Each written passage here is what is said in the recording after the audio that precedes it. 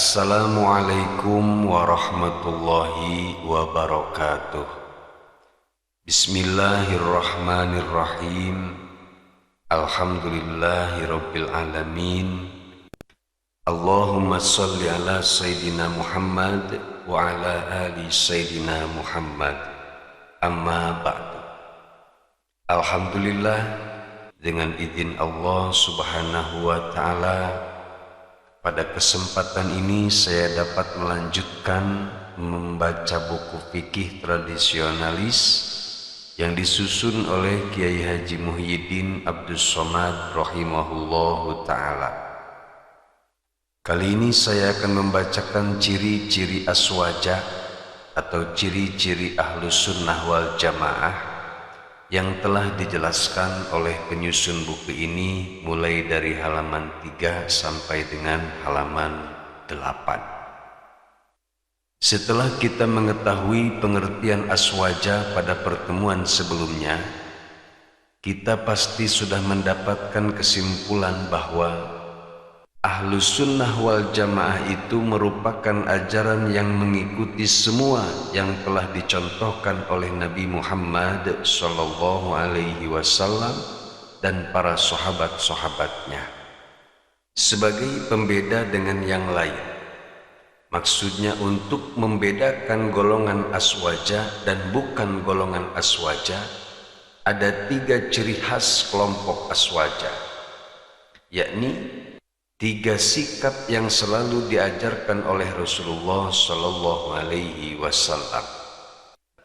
3 sikap inilah yang harus kita ingat dan kita jalankan agar kita betul-betul termasuk golongan aswaja. Sikap yang dimiliki oleh golongan Ahlus Sunnah wal Jamaah yang pertama adalah at-tawasut, yaitu sikap tengah-tengah, sedang-sedang saja, tidak ekstrim kiri ataupun ekstrim kanan. Sikap tawasud ini disarikan dari firman Allah subhanahu wa ta'ala, yaitu dalam surat Al-Baqarah ayat 143. Wa kadzalika ja'alnakum ummatan wasatan litakunu syuhada'a 'alan nasi wa yakuna ar-rasulu 'alaikum syahida. Wallahu a'lamu bimuradih. Dan demikianlah kami jadikan kamu sekalian wahai umat Islam menjadi umat pertengahan. Yang dimaksud umat pertengahan adalah yang pertama adil, pilihan atau terbaik dan seimbang baik dalam keyakinan, pikiran, sikap maupun perilaku. Untuk apa kita dijadikan umat pertengahan?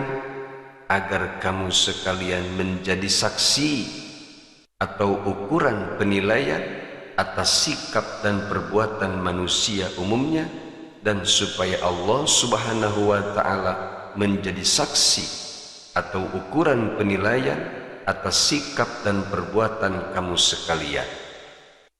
Dalam buku ini terjemahannya ada yang salah. Di sini tertulis ayat 153, yang benar adalah ayat 143.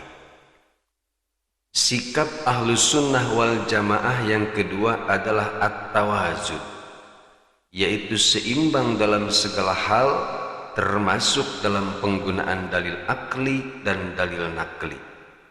Sebagaimana firman Allah dalam surat Al-Hadid ayat 25, laqad arsalna rusulana bil bayyinati wa anzalna ma'ahumul kitaba wal mizan wa anzalna ma'ahumul kitaba wal mizan liyaquman nasu bil qisti. Wallahu a'lam a'lamu bimuradih, sungguh kami telah mengutus rasul-rasul kami dengan membawa bukti kebenaran yang nyata, dan telah kami turunkan bersama mereka Alkitab dan neraca atau penimbang keadilan supaya manusia dapat melaksanakan keadilan. Dan sikap yang ketiga yang harus dimiliki oleh Ahlus Sunnah wal Jamaah adalah al-i'tidal, yaitu tegak lurus. Sebagaimana disebutkan dalam Al-Quran, Ya ayyuhalladzina amanu kunu qawwamina lillahi syuhada'a bil qisti wa la yajrimannakum syana'anu qawmin ala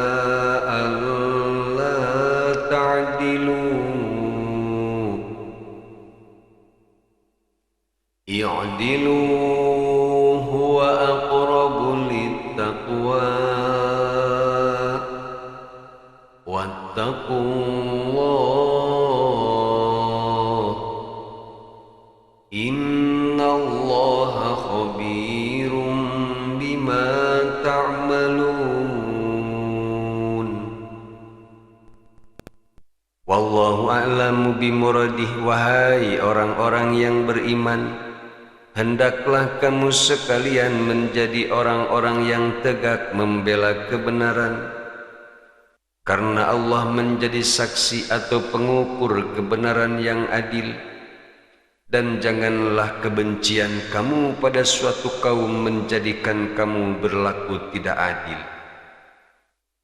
Berbuat adillah, karena keadilan itu lebih mendekatkan pada takwa. Dan bertakwalah kepada Allah, karena sesungguhnya Allah Maha melihat apa yang kamu kerjakan. Al-Quran Surat Al-Ma'idah ayat yang ke-8. Lagi-lagi dalam buku ini ada kesalahan. Dalam bahasa Arabnya tertulis ayat yang ke-6, sedangkan terjemahnya ayat yang ke-9. Setelah saya cek dalam Al-Quran, ternyata yang benar adalah ayat ke-8. Insya Allah saya yakin, seyakin-yakinnya bahwa kesalahan ini bukanlah kesalahan yang disengaja. Ya mungkin waktu ngetikna kurang kopi jika nanti nundutan jika, sehingga jarinya terpleset. Maklumlah. Tapi mudah-mudahan rekaman ini didengar oleh publishernya supaya nanti ada perbaikan untuk kedepannya. Dirasa-rasa asa tegenahan ya, ngomong bahasa Indonesia tadi. Biasa ngomong bahasa Sunda, asa tengah aja cina tanya, asa kermaca berita di TV-wan gitu. Ibu tuh naulahnya, anggap iya mah atuh budak TK keur diajar bahasa Indonesia. Baiklah, sebelum nundutan, mari kita lanjutkan membaca buku ini. Ketiga prinsip ini merupakan sikap tengah serta berimbang dalam setiap persoalan. Misalnya dalam sifat dan zat Allah Subhanahu wa Ta'ala, kelompok Ahlus Sunnah wal Jamaah berada di antara kelompok Mujassimah dan Mu'attilah. Apa itu kelompok Mujassimah? Yaitu kelompok Islam yang menyatakan bahwa Allah Subhanahu wa Ta'ala memiliki anggota tubuh dan sifat seperti manusia. Na'udzubillah min dzalik. Sedangkan Mu'attilah adalah kelompok Islam yang tidak mengakui adanya sifat bagi Allah Subhanahu wa Ta'ala. Kemudian sikap tentang perbuatan Allah Subhanahu wa Ta'ala. Ahlus Sunnah wal Jamaah juga berada di antara Qadariyah dan Jabariyah. Apa itu Qadariyah? Yaitu kelompok yang meyakini bahwa manusia memiliki kekuatan penuh atas dirinya. Sedangkan Jabariyah adalah kelompok yang memiliki keyakinan bahwa manusia tidak memiliki daya apa-apa kecuali atas takdir Allah Subhanahu wa ta'ala. Dan dalam menyikapi janji dan ancaman Allah Subhanahu wa ta'ala, Ahlus Sunnah wal Jamaah berada di antara sikap Murji'ah dan Wa'idiyah. Murji'ah adalah kelompok yang mengimani atau yang meyakini semua hukuman dan balasan diserahkan kepada Allah Subhanahu wa ta'ala. Sedangkan Wa'idiyah adalah kelompok yang memiliki keyakinan bahwa Allah Subhanahu wa ta'ala pasti akan menghukum orang-orang yang berdosa. Begitu juga dalam sikap kepada Ahlul Bait dan sahabat Nabi Muhammad SAW. Ahlus Sunnah wal Jamaah berada di antara Rafidhah atau Syiah dan Khawarij. Maksud saya ketika bicara berada di antara, maksudnya tidak termasuk di antara dua itu. Siapa itu Syiah? Syiah adalah kelompok yang meyakini bahwa seluruh sahabat itu kafir dan Ahlul Bait adalah orang-orang yang maksum.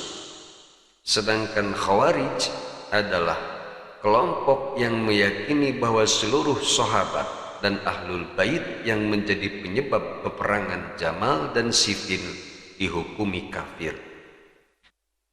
Lalu bagaimanakah mempraktekkan sikap tawasud, tawajun dan i'tidal itu?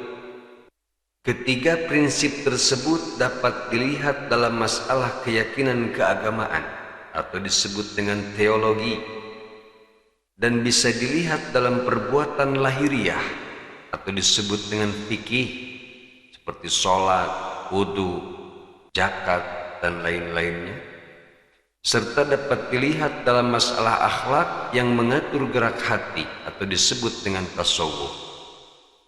Dalam praktek kesehariannya, ajaran Ahlus Sunnah wal Jamaah di bidang teologi tercerminkan dalam rumusan yang digagas oleh Imam Asy'ari dan Imam Al-Maturidi. Sedangkan dalam masalah perbuatan badaniyah seperti sholat, zakat, puasa dan lainnya, termanifestasikan atau terwujud dengan mengikuti madhab yang empat, yakni madhab Imam Hanafi, madhab Imam Maliki, madhab Imam Syafi'i, dan madhab Imam Hambali rahimahumullahu ta'ala. Sedangkan dalam tasawuf, Ahlus Sunnah wal Jamaah mengikuti Imam Junaidi al-Baghdadi dan Imam Ghazali rahimahumullahu ta'ala. Sebagaimana definisi yang sangat sederhana disenandungkan dalam Untayan Nadham oleh Kiai Haji Zainal Abidin Dimyati rahimahullahu ta'ala dalam kitabnya Al-Idha'ah Al-Muhimmah halaman 47. Muttabi'u sunnati wal jama'ati hum tabi'u madhahibil a'immati fafil usuli taba'ul madhaba al-maturidil asy'aril muhadzaba wa fil furu'i ahadal arba'ati hum qadatuhu dati hadil ummati asy-syafi'i wal hanafil mubahali wa maliki wa ahmad bin hambali wa fit tasawufi awit tariqati imamunal junaidatul haqiqati. Jadi pengikut Ahlus Sunnah wal Jamaah adalah mereka yang mengikuti madhab para imam. Dalam masalah usul atau masalah akidah, mereka mengikuti madhab Imam Asy'ari dan Imam Maturidi. Sedangkan dalam bidang fikih mengikuti salah satu madhab yang menjadi pemimpin umat ini, yaitu Imam Syafi'i, Imam Hanafi, Imam Malik, dan Imam Ahmad bin Hambal rahimahumullahu ta'ala. Sedangkan dalam bidang tasawuf atau thariqah mengikuti ajaran Imam Junaidi al-Baghdadi rahimahullahu ta'ala. Nah, itulah imam-imam atau pemimpin-pemimpin yang diikuti oleh golongan Ahlus Sunnah wal Jamaah. Salah satu alasan dipilihnya ulama-ulama tersebut oleh salafun sholih sebagai panutan dalam Ahlus Sunnah wal Jamaah, karena mereka telah terbukti mampu membawa ajaran-ajaran yang sesuai dengan intisari agama Islam yang telah digariskan oleh Nabi Muhammad SAW dan para sahabat-sahabatnya. Dan mengikuti hal tersebut merupakan suatu kewajiban bagi umatnya. Sebagaimana sabda Nabi Muhammad SAW, an Abdurrahman ibni Amrin was-Sulamiyyi annahu sami'al Irbad bin Sariyata qala wa adana Rasulullah sallallahu alaihi wasallam fa'alaikum bima araftum min sunnati wa sunnatil khulafa'ir rasyidin al mahdiyyin. Dari Abdurrahman bin Amr as-Sulami, sesungguhnya ia mendengar Al-Irbad bin Sariyah berkata, Rasulullah Shallallahu Alaihi Wasallam telah menasihatikan, kalian wajib berpegang teguh pada sunnahku, yaitu apa yang aku ajarkan, dan perilaku al-khulafa'ur rasyidin yang telah mendapatkan petunjuk. Musnad Ahmad bin Hambal, nomor hadis 16519. Oleh karena itu, sebenarnya Ahlus Sunnah wal Jamaah merupakan Islam yang murni sebagaimana yang diajarkan oleh Rasulullah SAW dan sesuai dengan apa yang telah digariskan dan diamalkan oleh para sahabatnya.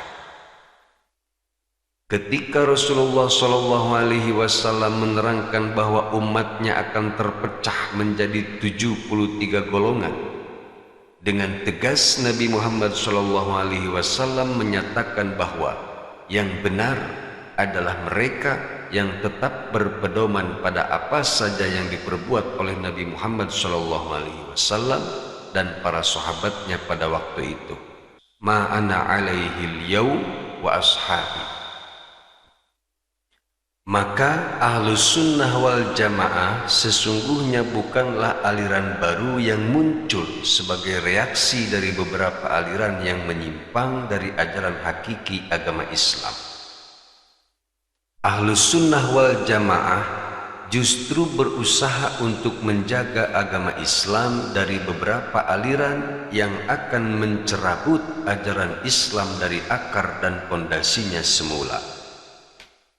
Setelah aliran-aliran itu semakin merajalela, tentu diperlukan suatu gerakan untuk mensosialisasikan dan mengembangkan kembali ajaran murni Islam, sekaligus merupakan salah satu jalan untuk mempertahankan, memperjuangkan, dan mengembalikan agama Islam agar tetap sesuai dengan apa yang telah diajarkan oleh Rasulullah SAW dan para sahabat-sahabat beliau, sebagaimana yang disebutkan dalam Khittah Nahdiyah halaman 19-20. Dalam catatan kaki disebutkan, komitmen untuk mendapatkan ajaran yang murni itu dapat diwujudkan dengan berbagai cara.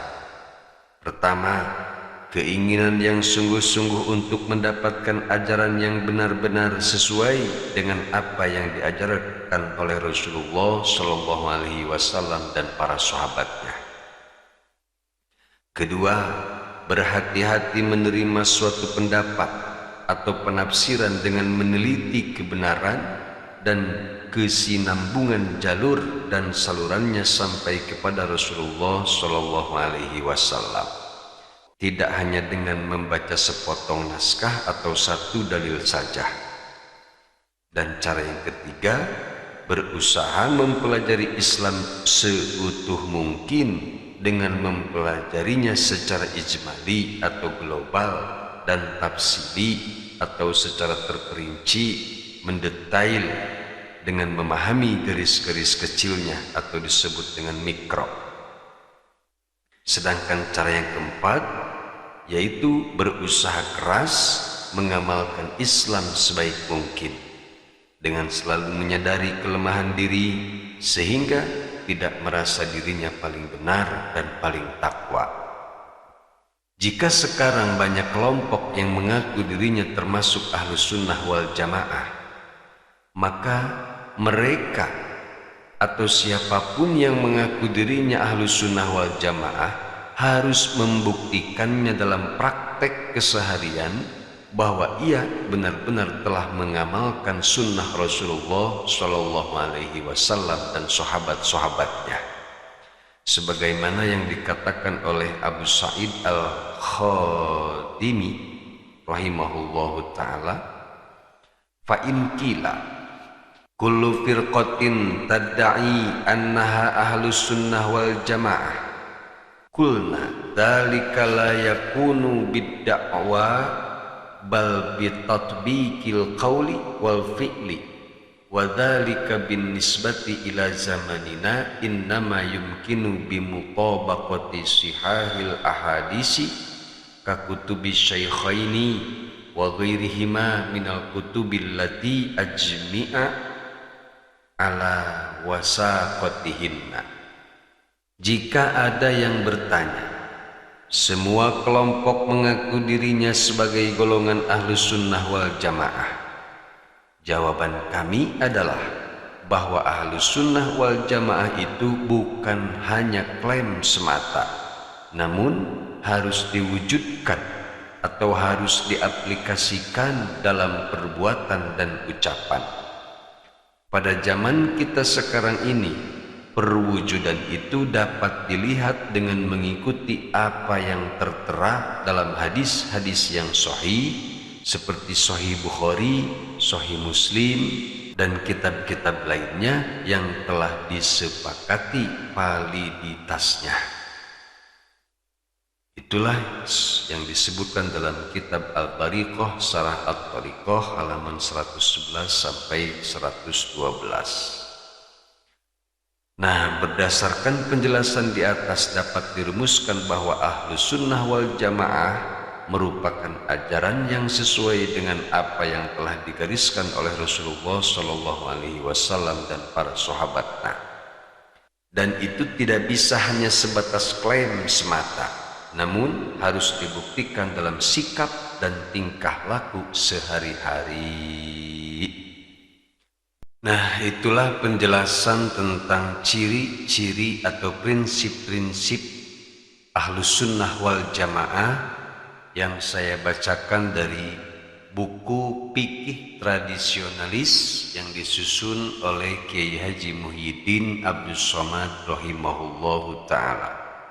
Semoga bermanfaat khususnya untuk saya pribadi dan siapapun yang mendengarkan rekaman ini. Amin ya rabbal alamin. Wallahu a'lam bishawab. Wassalamualaikum warahmatullahi wabarakatuh.